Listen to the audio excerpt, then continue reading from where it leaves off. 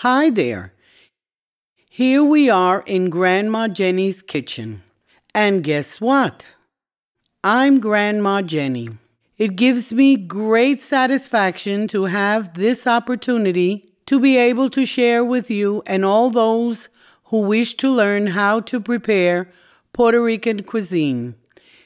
These recipes are cultural tradition in every home in Puerto Rico. I am Puerto Rican. I live in Puerto Rico, and these three recipes brought together will make a very tasty and easy to prepare meal for you and your family. The meal consists in the following: a white rice in a granola's form,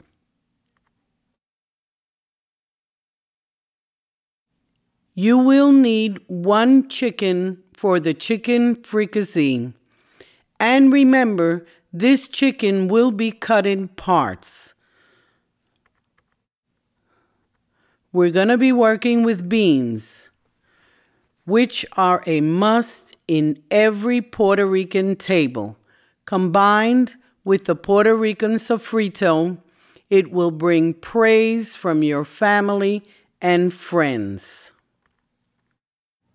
We will also have green bananas, which will bring a balance in the different flavors of this meal.